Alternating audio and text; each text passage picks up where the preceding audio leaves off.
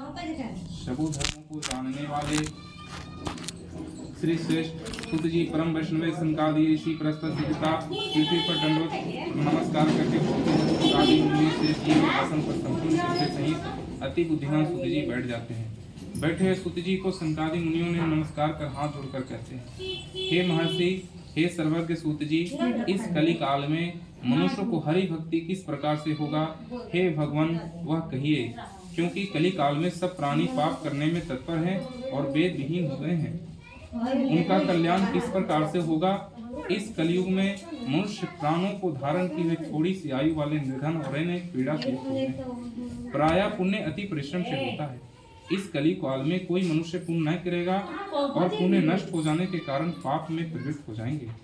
तब तुच्छ ज्ञान वाले मनुष्य अपने वंश सहित नष्ट हो जाते हैं। हे सुत जी, इस तरह से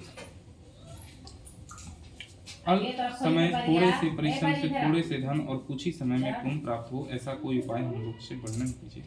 जिसके उपदेश से मनुष्य पुण्य पाप करता है उसका भागी होता है। पुण्य का उपदेश करने वाला दयावान, कपट रहित, निष्पाप और निर्विरोधी अच्छा तरह मनुष्य नारायण के समान होते हैं। संसार में ज्ञानी होता तो दूसरे को ज्ञान नहीं देता, उसका ज्ञान रूपी परमेश्वर प्रसन्न नहीं होते। जो पुरुष रत्न रूपी ज्ञान से दूसरों को संतोष नहीं करता, उन्हें मनुष्य रूप धारण किए नारायण जाने। हे महामती, ऐसा कौन व्रत है जिसको करने से मनमानसिक फल का प्राप्त होती है, वह हमसे कहिए। लोगों को सुनने की इच्छा है। मुनि श्रेष्ठ बोलते हैं, आप वेद विज्ञान के ज्ञाता हैं, आप जैसा दूसरा कोई वक्ता दिखाई नहीं, क्योंकि श्री वेद व्यास जी किसी से आप शिष्य हैं। सुत जी बोले, हे श्रेष्ठ मुनि, तुम धन्य हो, तुम ही वैष्णवों के अग्रणी हो। कारण है कि सब प्राणियों को तुम सदैव ही चाहते हो। वे सौनक सुनो, मैं आपसे उत्तम व्रत को कहूंगा, जिस व्रत को करने से नारद जी लक्ष्मीपति भगवान ने विष्णु भगवान से पूछा था, जिस प्रकार भगवान ने नारद जी से कहा था, एक रोली विष्णु भगवान की जय। अच्छा गिरा करके गोड़ लगना है।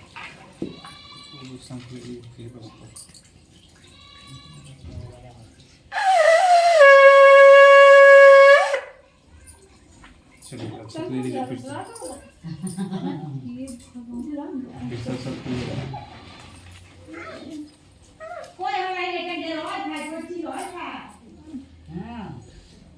एक समय नारद जी ने समस्त प्राणियों के हित की इच्छा से अनेक लोक में घूमते हुए मृत्यु लोक में आते हैं। वहां उन्होंने देखा कि सब प्राणी अनेक पीड़ाओं से युक्त है और अनेक योनियों में उत्पन्न होकर पाप कर्म से तो पा रहे हैं।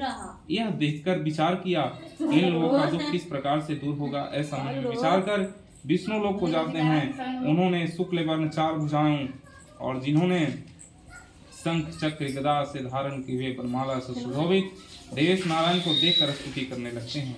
नारद जी बोलते हैं कि हे महाराज, आप वचन और मन से कहने न धारण करने योग्य हैं, अनंत शक्ति युक्त और निर्गुणात्मक हैं। हे महाराज, आप सब प्राणियों को उत्तम करता, भक्तों को दुख के नाशक हैं। यह स्तुति को सुनकर विष्णु भगवान बोलते हैं, हे नारद, तुम किस कारण से यहाँ आए हो, तुम्हारे मन में क्या है, हमसे जो पूछे तो वह हम कहें। नारद जी बोलते हैं, हे नाथ, यह मृत्यु लोक में सब प्राणी अनेक योनियों में उत्पन्न होकर नीच पाप कर्म में क्लेशित हो रहे हैं। हे महाराज, जिस छोटे से उपाय में उनका क्लेश दूर होगा, उसका मैं उपाय मैं सुनना चाहता हूँ। भगवान बोलते हैं, समस्त जनों पर कृपा करके तुमने बहुत ही अच्छा प्रश्न पूछा है, जिसको करने से मनुष्य मुंह से छूट जाता है, ऐसा मैं उपाय करता हूँ, सुनो। हे नारद, जो व्रत तीनों लोक में अति दुर्लभ है, वह आज आपके कहने से मैं प्रकाशित कर रहा हूँ। वह सत्यनारायण भगवान का व्रत है, जिसको विधि पूर्वक करने से इस लोक में सुख होकर अंत में मोक्ष को मिलता है। यह सुनकर नारद जी बोलते हैं, इस व्रत का क्या फल है और पहले यह व्रत किसने किया, किस समय यह व्रत करना चाहिए, यह विस्तार पूर्वक बतलाइए। भगवान बोलते हैं कि इसके करने से दुख शोक आदि का नाश, धन्य धान की वृद्धि, संतान की प्राप्ति और सदा विजय की प्राप्ति होती है। इस व्रत को करने से मनुष्य भक्ति श्रद्धा युक्त होकर किसी भी दिन सायंकाल में सत्यनारायण भगवान की पूजा को करे, भाई बंधुओं और ब्राह्मण के साथ धर्म युक्त होकर के सवा से उत्तम भोग लगावे, केले का फल, घी, दूध, गेहूं का चूर्ण सबको सवाया मात्रा में मिलाकर के भक्ति भाव से सत्यनारायण भगवान का नैवेद्य का भोग लगावे, बंधुओं के साथ कथा सुनकर ब्राह्मणों को दक्षिणा देवे और श्री सत्यनारायण भगवान के प्रसाद को अपने भाई बंधुओं के साथ खाकर रात्रि में नृत्य गीत आदि का आयोजन करे। तदम पर सब लोग श्रोतागण सत्यनारायण भगवान का स्मरण करते हुए अपने अपने घर जावें। इस प्रकार व्रत करने से मनवांछित फल मिलता है। विशेषकर इस कली काल में पृथ्वी पर इससे बढ़कर कोई दूसरा उपाय नहीं है। हे नारद, जिन्होंने इस व्रत को पहले किया उसका कथा भी सुनो। काशीपुर नामक में निर्धन नामक सतानन नामक एक ब्राह्मण भूख और प्यास से दुखित होकर के प्रतिदिन पृथ्वी पर भिक्षा मांगने के लिए घूमा करते थे। ब्राह्मण से प्रेमी भगवान नारायण ने दुखित ब्राह्मण को देखकर एक दिन बूढ़े ब्राह्मण का रूप धारण करके और अति आदर से पूछते हैं कि हे विप्रे, पृथ्वी पर किस कारण से आप नित्य घूमा करते हैं? यह हमारी सुनने की इच्छा है, यदि आपकी इच्छा हो तो कहिए। ब्राह्मण बोलते हैं, मैं अत्यंत दरिद्र हूँ और भिक्षा के लिए पृथ्वी पर घुमा करता हूँ। यदि आप कुछ उपाय जानते हैं तो कृपा कर हमें बतलाइए। बूढ़े ब्राह्मण बोलते हैं कि हे श्रेष्ठ, मनोरथ को सिद्ध करने वाला उत्तम एक श्री सत्यनारायण भगवान का व्रत है, जिसको करने से मनुष्य सब दुखों से छूट जाता है। ऐसे बूढ़े ब्राह्मण रूपी श्री सत्यनारायण देव ने व्रत का विधान को बतला करके वहीं अंतर्ध्यान हो जाते हैं। तदंतर ब्राह्मण को सतानंद मन में निश्चय किया कि कली काल में श्री सत्यनारायण भगवान को व्रत को अवश्य करूंगा। इस चिंता में ब्राह्मण को रात भर नींद नहीं आई। सुबह उठकर उसने निश्चय किया कि श्री सत्यनारायण भगवान का व्रत को अवश्य करूंगा। यह संकल्प कर भिक्षा मांगने को चल दिया और उस दिन दिनों की अपेक्षा अधिक द्रव्य मिला और द्रव्य से उसने अपने भाई बंधुओं से श्री सत्यनारायण भगवान को व्रत किया और इसके प्रभाव से सब दुखों से छूटकर सर्व संपत्ति से संयुक्त हो गया और व्रत के प्रभाव से सतानंद नामक नगर में श्रेष्ठ माने जाने लगा और तभी से वह ब्राह्मण हर महीने व्रत को करने लगा। भगवान ने कहा, सतानंद नामक द्वारा किया हुआ श्री सत्यनारायण भगवान का यह पूजन, इसको जानकर जो मनुष्य व्रत करता है वह सब पापों से छूटकर मोक्ष को पा जाता है। इस प्रकार पृथ्वी पर इस व्रत को मनुष्य करेंगे, उनका दुख अवश्य ही नष्ट हो जाएगा। एक रूली विष्णु भगवान की जय। धूप थोड़ा सा जला दीजिए।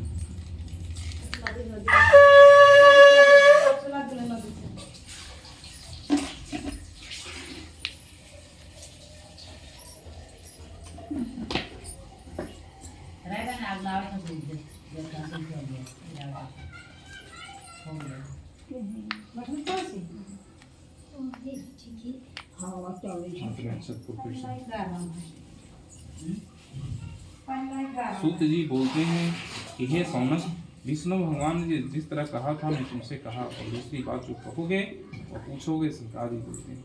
हे सूत जी, उस ब्राह्मण के बाद इस व्रत को किसने किया वह सुनने की इच्छा है। सूत जी बोलते हैं कि जिसने व्रत को किया वह सुनिए। एक समय निज धर्म अनुसार जिन भाई बंधुओं के साथ व्रत करने को उद्यत हुआ, उसी समय एक लकड़ी बेचने वाला लकड़हारा वहां आता है। भूख और प्यास से पीड़ित होकर के लकड़ी का भार बाहर रख करके एक ब्राह्मण के घर गया। उसने व्रत को ब्राह्मण को करते देखा और नम्रता से हाथ जोड़कर प्रणाम करके बोलता है कि आप क्या कर रहे हैं, इसके करने से क्या फल होता है, विस्तार पूर्वक कहिए। ब्राह्मण बोलते हैं कि मनोरथ को देने वाला, दुख सुख आदि को शमन करने वाला, सिद्धि को बढ़ाने वाला श्री सत्यनारायण भगवान का व्रत है, जिसको प्रसाद से धन्य धान की प्राप्ति होती है। यह सुनकर लकड़हारा प्रसन्न हो गया और प्रसाद को खाकर जल को पीकर भगवान श्री सत्यनारायण भगवान का ध्यान करते हुए अपनी नगर की ओर चल दिया।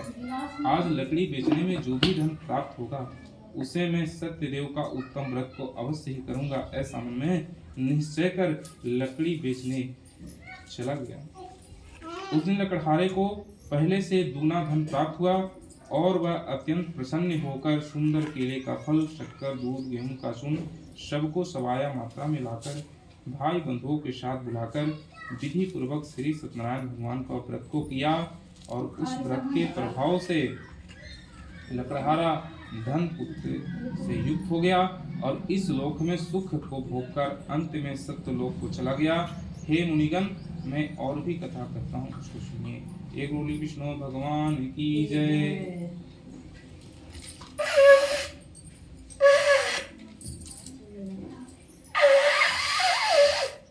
ले लो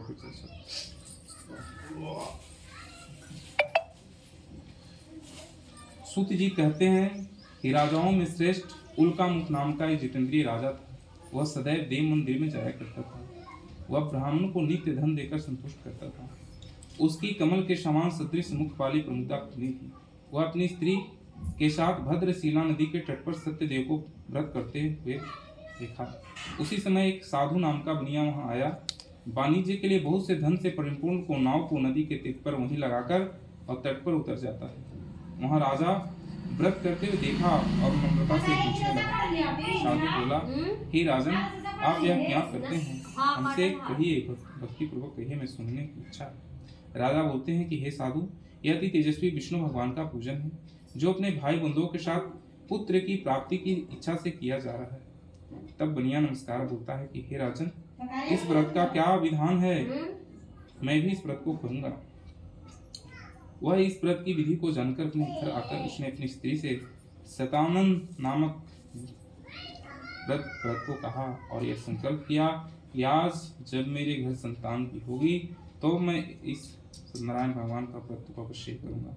थोड़े से ही समय में उसकी स्त्री लीलावती आनंद रचित से गर्भवती हो गई। उसने 10वें मास में एक अति निर्मल एक कन्या का उत्पन्न किया।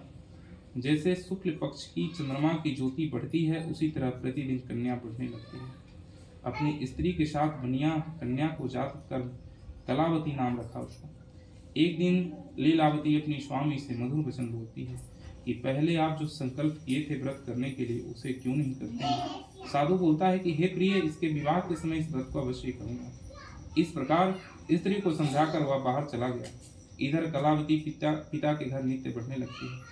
एक दिन धर्मज्ञ साधु बनिया ने सखियों के साथ खेलती हुई लड़की को विवाह योग्य देख करके दूत को बुलाकर कहा कि विवाह के निमित्त कन्या के लिए कोई योग्य वर को खोज कर ले आओ। साधु की आज्ञा पा करके दूत कंचनपुर नामक नगर में गए। वहां उस नगर में एक साधु वानिक पुत्र को लेकर आए और उनको सुंदर गुण युक्त लड़के को देखा।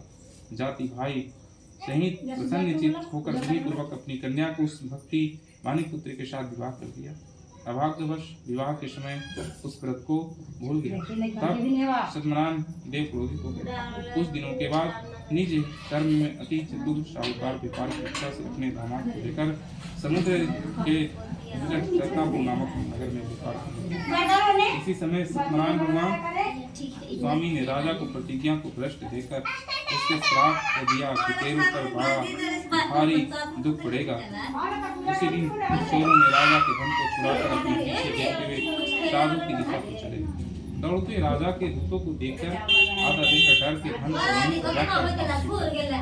राजा के साधु नामक निकट आकर राजा के धन को देखा और साधु को बांधकर आनंदचित हो गया। राजा के निकट ले जाकर बोला कि हे राजन, ये 2 चोर पकड़ लाए हैं, उनको देखकर आज्ञा दीजिए।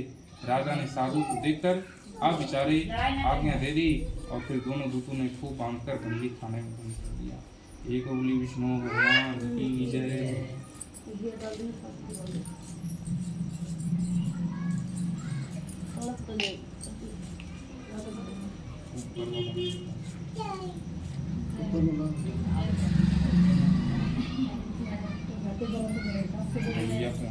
वहाँ है ना, वहाँ पर बिछाई गोले से आइकनवा से गोले बनाइए। हाँ अच्छा अच्छा अच्छा बलिया ईटवा रख दीजिए ना जी, ईटवा गोले से रख दीजिए, बिचवा बलिया रख दीजिए। थोड़ा सा है ये है, अरे बलिया रहेगा ना, थोड़ा सा है ये है। धूप भी डाल दो ना, ही धूप नहीं जलाता उसमें, थोड़ा थोड़ा आती वो बलिया से हो जाएगा तो बनाएंगे छोटा सा बनेगा। अरे नियम करना है तो उतना का लाइट वन बढ़िया, छोटे छोटे नहीं आती वैसे ऐसा गोले से रहेगा ना जी, कुंड नहीं बना दो उतना ईटवा रख के गोले से कुंड नहीं बना दो चारों कर। वैसे कहो दिन है कि लाइकन भी सुत जी बोलते हैं कि सत्यदेव की माया से चंद्रकेतु राजा ने दोनों बनियों को वचन को कुछ भी ना सुना और उनका सब धन ले लिया। श्री सत्यनारायण भगवान के श्राप से साधु और दामाद के घर की स्त्रियां भी बड़ी दुखित हो गई। चोरों ने घर का सारा धन भी चुरा ले गया। आधी व्याधि की प्यास, भूख की प्यास से पीड़ित लीलावती अन्न की चिंता में घर घर घूमने लगती है। कलावती कन्या नित्य घूमने लगती है। एक दिन रात को भूख और प्यास से दुखित कलावती एक ब्राह्मण के घर गई। वहाँ सत्यनारायण भगवान के व्रत को देखा, कथा को सुनी और निज मनोरथ को मांगा। प्रसाद को खाकर कुछ रात देखने पर घर आई। तब लीलावती अपनी कन्या से धिक्कारने लगती है कि हे पुत्री, इतनी रात तक कहाँ रहेगी, तुम्हारे मन में क्या है।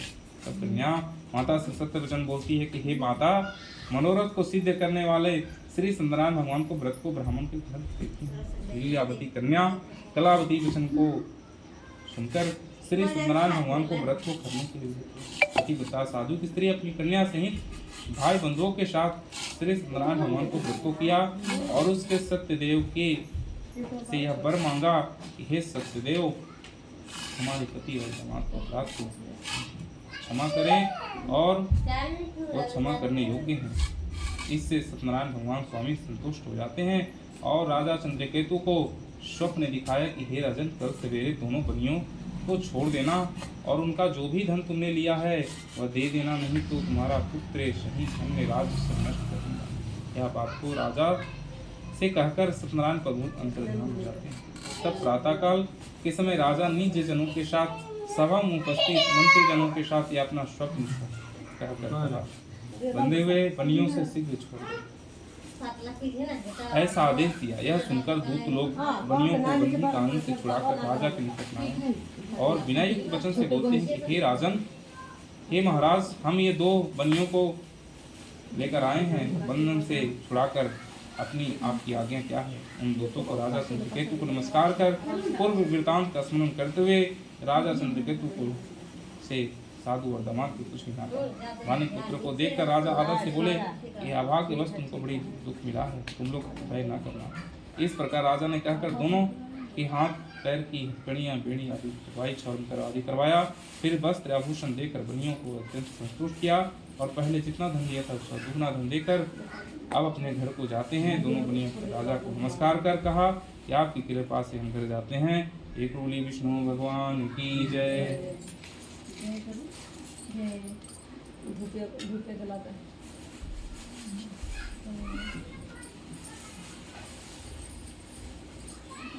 गोईठा लकड़ी कुछ हो वहाँ के लिए भगवान आम के लकड़ी है, तन छोटा छोटा कर देना। हाय सुखाल, हाँ तो सुखाल का लकड़ी और गोईठवा लकड़ी है नहीं हुआ। चलिए हाँ फिर से चलो। सूत जी बोलते हैं कि साधु की भगवान की मंगलचार पूर्वक करके पूजा कर ब्राह्मण को धन देकर निज नगर की ओर चल दिया। कुछ दूर जाने पर श्री सत्यनारायण देव ने वैश्य के मनोरथ को जानने के लिए पूछा कि तुम्हारे नौ में क्या है। मधोमद महाजन बनिया हंसकर बोला, दंडी क्या पूछते हैं, क्या द्रव्यलीन की इच्छा है, मेरे नौ में तो लत्ता पत्ते आदि भरे हो। तब डंडी के ऐसे वचनों को सुनकर तेरा वचन सत्य हो यह कहकर समुद्र के पास बैठ जाते हैं। डंडी के चले जाने की नित्य क्रिया कर नाव को ऊपर उठा देखकर साधु आश्चर्य पड़ गया। ज्यों उसने नाव को लगता देखे त्यों ही मूर्छा को प्राप्त हो भूमि पर गिर पड़ा और सचेत होने पर अति चिंता करने लगता है। साधु दामाद बोलते हैं कि व्यर्थ सो क्यों करते हैं, वह डंडी महाराज का श्राप दिया हुआ है, वही सब कुछ कर सकते हैं, इसमें संशय नहीं। इसलिए मुनि के शरण में चलना चाहिए क्योंकि मनोरथ मुनि से सिद्ध होता है।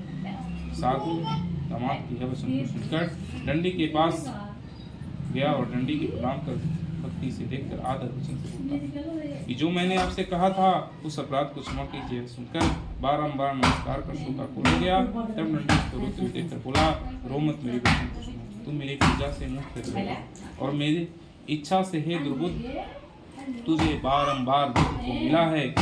भगवान का ऐसे वचन को सुनकर साधु स्तुति करने लगता है। साधु बोलता है कि हे स्वामी, आपकी माया से मोहित ब्रह्मादि देवता भी आपके बड़े अद्भुत गुण और रूप को नहीं जान पाते, तो आपकी माया से मोहित मैं मूर्ख आपको कैसे जान सकता हूँ। अतः आप प्रसन्न होइए, मैं ऐसा विभव विस्तार आपकी पूजन को करूँगा।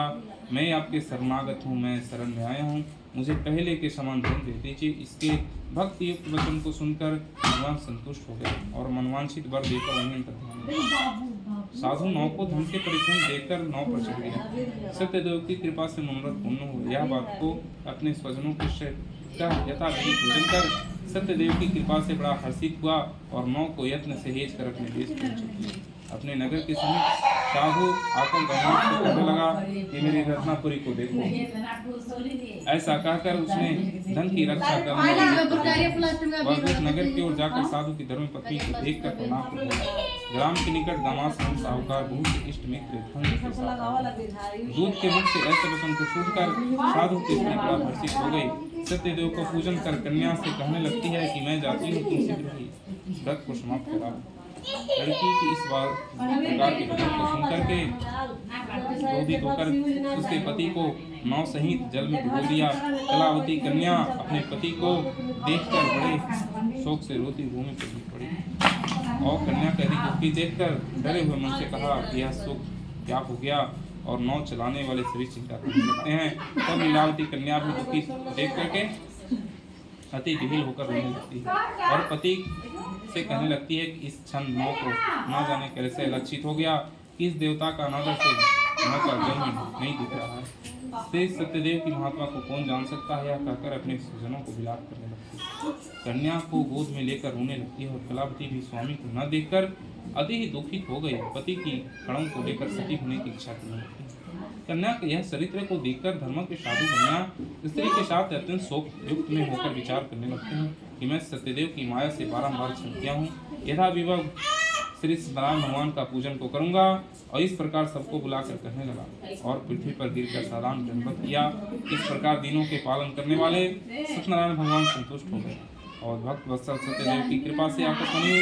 तुम्हारी कन्या प्रसाद को त्याग कर चली आई। इसी कारण इसका पति अदृश्य हो गया। यदि वह घर जाकर प्रसाद को भक्षण कर आएगी तो पति को निश्चिंत पाएगी। कन्या के यह आकाशवाणी को सुनकर शीघ्र घर जाकर प्रसाद को भक्षण कर अपने पति को देखा। तब कलावती संतुष्ट होकर के अपने पिता से कहने लगती है कि अब घर क्यों चलिए विलंब क्यों करते हैं। कन्या के यह वचन को सुनकर साधु नमाज सहित संतुष्ट होकर धन्य बंधु बांधवों के साथ अपने नगर की ओर चल दिया। उस दिन वह हर महीने संक्रांति के विधि पूर्वक सत्यदेव को पूजन को करने लगा और इस तरह सुख को प्राप्त कर वह अंत में सत्यलोक को चला गया। फिर सूत जी कहने लगे कि हे मुनिश्रेष्ठ, मैं और भी कथा करता हूँ। एक रूली विष्णु भगवान की जय।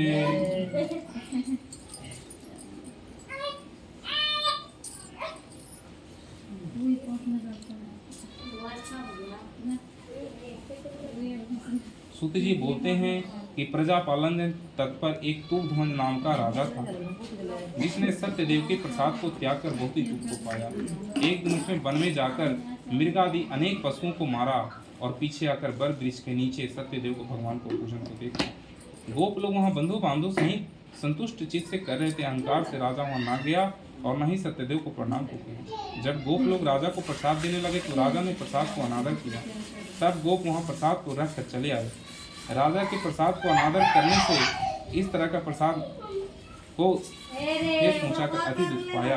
और राजा ने के 100 पुत्र थे, वो सब मर जाते हैं, धन निधान भी नष्ट हो जाता है। तब राजा ने मन में विचार किया कि सत्यदेव ने ही धन नष्ट कर दिया, इसलिए मैं वहीं जाऊंगा जहाँ उनका पूजन हो रहा था। यह विचार कर जाकर अहीरों के साथ भक्ति युक्त होकर के विधि पूर्वक सत्यदेव को पूजन को किया और सत्यदेव के प्रसाद से धन पुत्रादि युक्त हो गया और इस लोक में सुख भोग कर अंत में सत्य लोक हो गया। जो प्राणी अति दुर्लभ इस सत्यदेव को व्रत को करता है, भक्ति युक्त होकर पवित्र फल देने वाली कथा को सुनता है, उसके सत्यदेव के प्रसाद से धन्य धान की प्राप्ति होती है। दरिद्र धन पावे, कैदी में पड़ा हुआ व्यक्ति भय से छूट जाता है, इसमें कोई भी संशय नहीं है। और इस पुनीत व्रत को करने से प्राणी सदा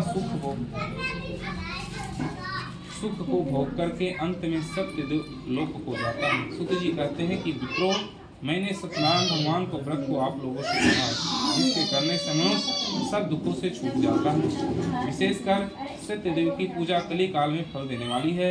इन्हें कोई काल, कोई सत्यदेव, कोई परमेश्वर, कोई सत्यनारायण और कोई सत्यदेव कहेंगे। सत्य रूपी विष्णु सनातन कली काल में अनेक रूप धारण किए हुए सबको मनवांछित फल देने वाले होंगे। हे मुनिश्रेष्ठ, जो प्राणी इसको पढ़ता है, सुनाता है, उसको संपूर्ण पाप सत्यदेव के प्रसाद से नष्ट हो जाते हैं, इसमें कुछ भी संशय नहीं। एक रूली विष्णु भगवान की जय।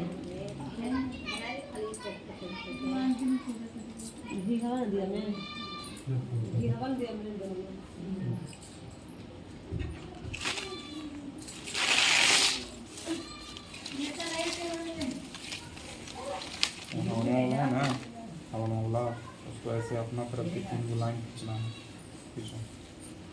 आप खाली हाथ पकड़ लीजिए अपना तरफ, उधर से इधर, और उसका बलुइया उठा करके और पीछे फेंक देना चुपचाप से।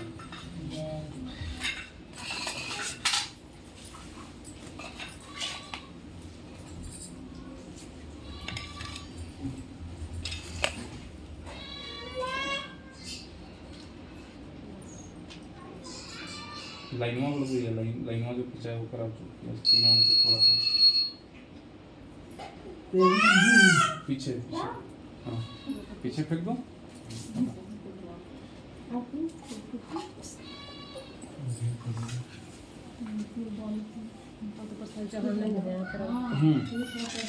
उसमें लकड़ी अथी गोईठा सब अथी करिए बुझिए, आम के पत्ता एगो रख करके अग्नि का पूजन, अग्नि उसको प्रज्वलित कीजिए और अग्नि का पूजन, हाँ सरियाइए, और अग्नि का प्रज्वलित होगा तो पूजा उनको कर करके फिर हवन कुंड में हवन का सामग्री डलाएगा।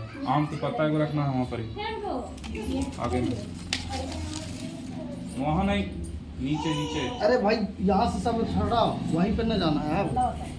और थोड़ा सा घसा के खाली घसा के बैठ जाओ, चलो और कुछ सही बैठा लगे सही बैठ जाओ, खाली घसा के थोड़ा थोड़ा आओ आगे, थोड़ा सा सड़ जाओ हल्का हल्का।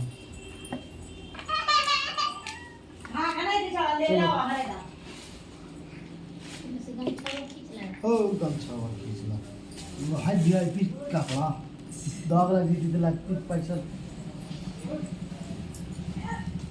तो पूर्वा जला करके गोईठा उठा ना लगती है, छोटा छोटे दाल एक रहा घिया रे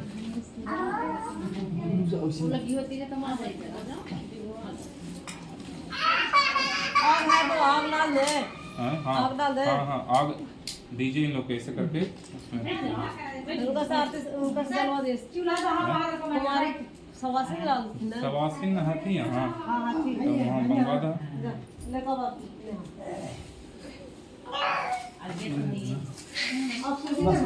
बस करो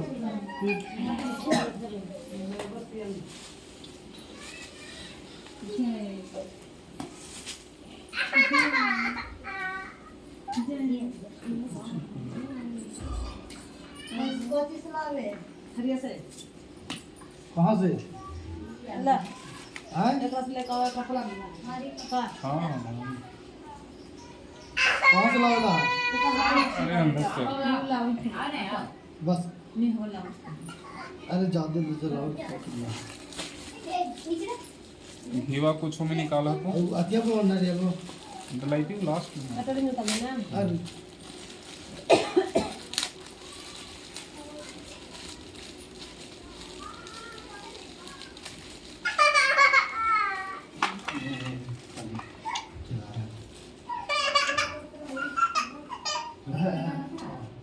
एक अथी भी है, कपड़ा भी है सूती नाले एक रंग, अति माना वो तो बनाइए देते एक रंग ना है याद ना रहा अच्छे लो सुतवा डाल दियो सुधर ना सुनो वैसे ना ऐसे करके अपना तरफ से ऐसे पकड़ के अब ऐसे करके और लौट एक वैसे उधर से ऐसे कर ऐसे के अपना चाहिए हटाओ ना अपना तरफ से उलट के इधर से पूरे पास में उलट के थारी का दोनों अथी है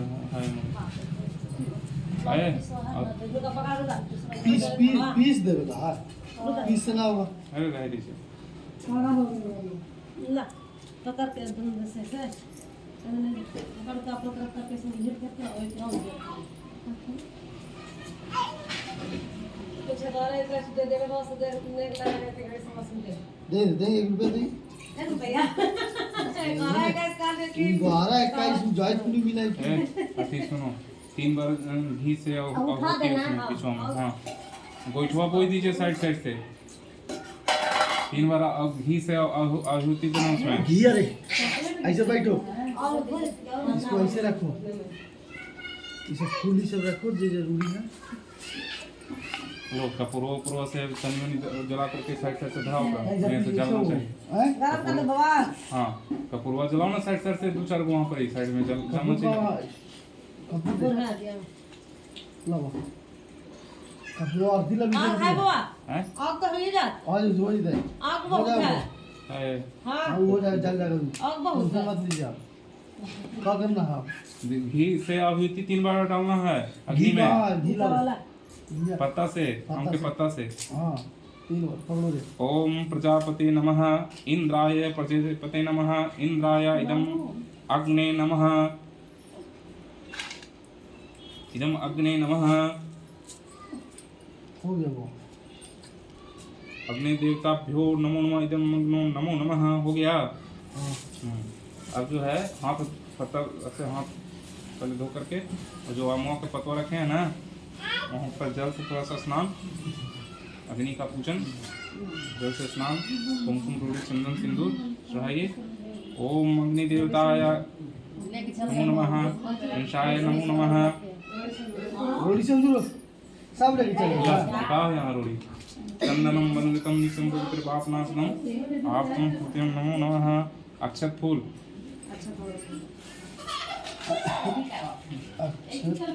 मंगलम भगवान विष्णु मंगलम गरुड़ध्वजा मंगलम पुंडरीकाक्षय मंगलाय तनोहरि। देवताभ्यो नमो नमः। कुमकुम काम कुमकुम मीनाक्षिता देवी गृहाणं नमो नमः। पुरुषेभ्यो नमो नमः। हो गया। दीपक दिया, दिया कौन लगो? लगाओ दिया।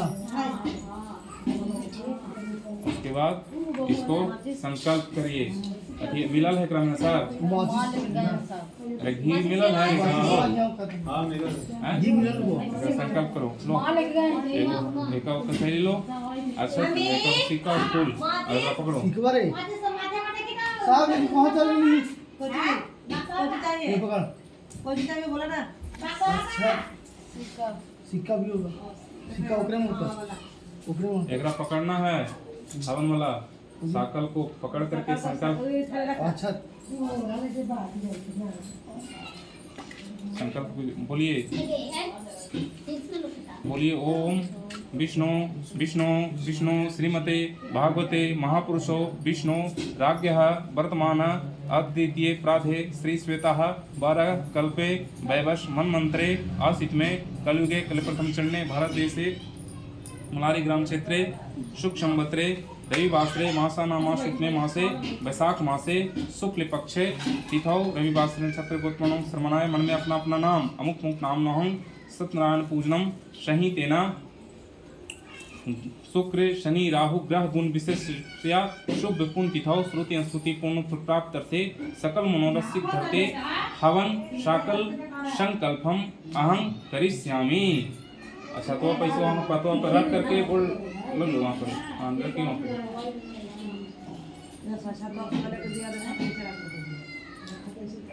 दीपक को जलाए वहाँ पर, ही दिया को जला करके रखिए।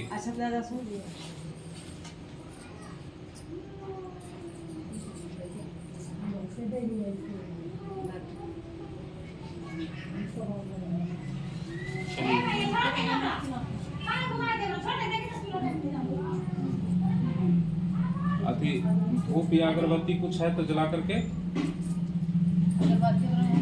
और एगो छोटा सा पात्र कुछ है वैसा जिसमें चावल सदा रखा जाए, मतलब लोटनी या लोटा कुछ। ब्रह्मा जी रहते हैं,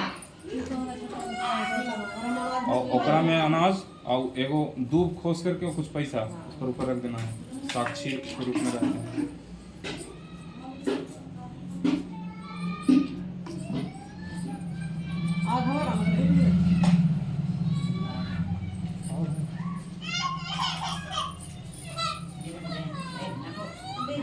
ओकरा में चावल भर के और प्याली नहीं रहेगा, प्याली हटा कर ओकरा में चावल भर होना चाहिए, और ऊपर एगो दूध खोस देना।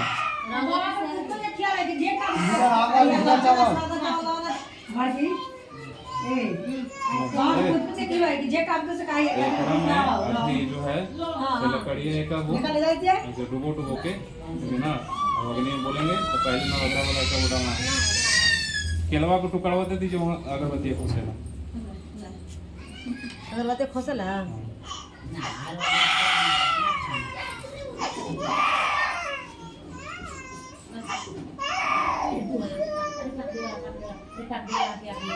Ada pakai kulit yang ada di meja, pakai अठिया वाला धूपों में रख ना आ गया थोड़ा सा धूपा जल रहा है उसी में से तनी सा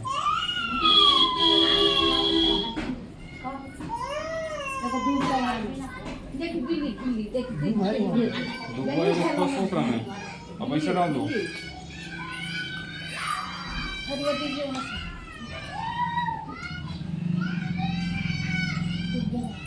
अरे प्लास्टिक में तू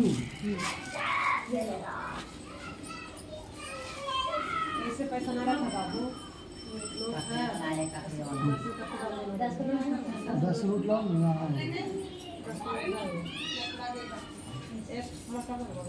खड़ा करके उसको खोल दूंगा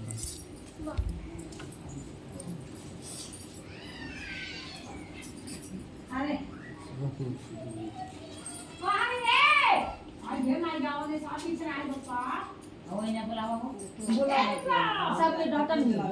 चलो अब जो है नवाग्रह वाला एक को घी वाल के निकालल है अथिया में कुछ में कटोरी में हाँ तो ओकरा में एगो पहले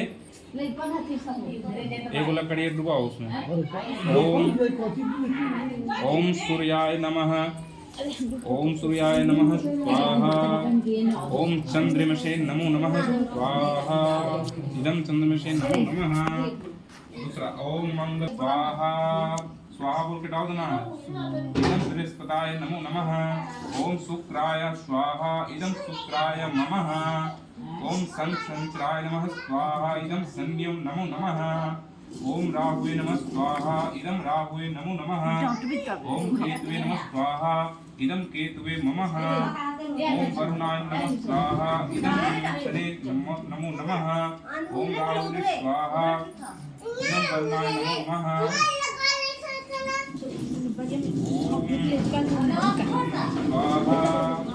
इदं वासुदेवाय नमो नमः पंचलोकाद्वि नमो स्वाहा ये बचल है से ओकरा सब लेकर के घी में डुबो करके और डाल करके फिर घी से डालना है जितना बार हम बोल रहे हैं स्वाहा सौ बोल के डालते जाना है हाँ घी से जितना बार हम बोल रहे हैं उतना बार घी से डालते जाना है ओम पंचलोकानां देवताभ्यो नमो नमः स्वाहा इदं ग्राम देवताभ्यो नमो नमः स्वाहा ओम तिक नमः ओम कुल देवताभ्यो नमो नमः स्वाहा इदं भ्यो नमः ओम इष्ट देवताभ्यो नमः स्वाहा नमो नमः शेषं साकलाय कुल देवताय भ्यो नमो नमः स्वाहा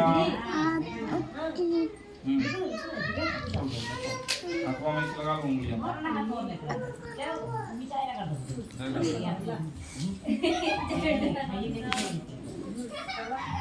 ऐसा तो उनके डाला था ना हम तो उनका थोड़ा डालना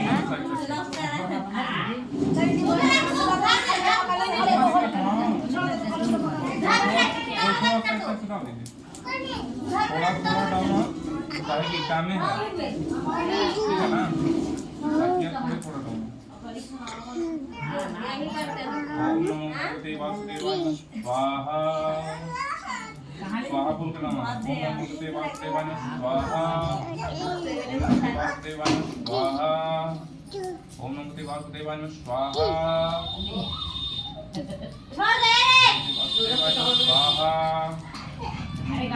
स्वाहा बाद में ओम नमो भगवते वासुदेवाय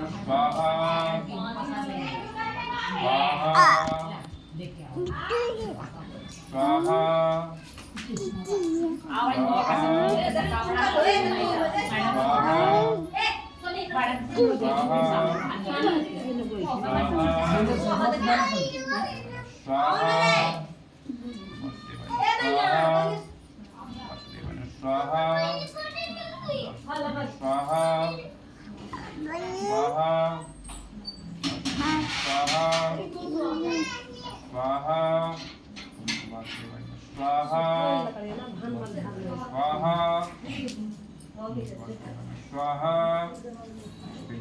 स्वाहा स्वाहा ऐसे डालो ना भैया ऐसे कैसे डालना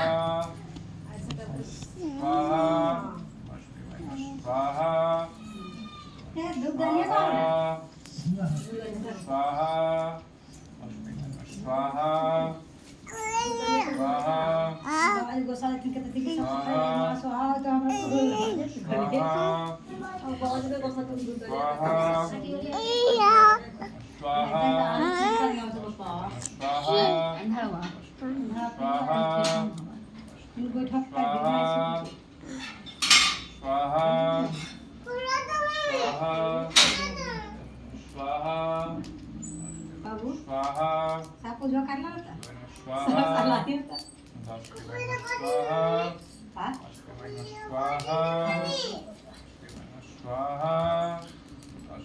स्वाहा स्वाहा स्वाहा स्वाहा तुमसे पांचों हो जा स्वाहा स्वाहा स्वाहा स्वाहा स्वाहा स्वाहा जो खाना तो सब हो स्वाहा हो जा बाबू पांचों हो जा स्वाहा तीन हो जा स्वाहा स्वाहा स्वाहा पांच हो जा स्वाहा ऐसा एक कमाल स्वाहा स्वाहा स्वाहा स्वाहा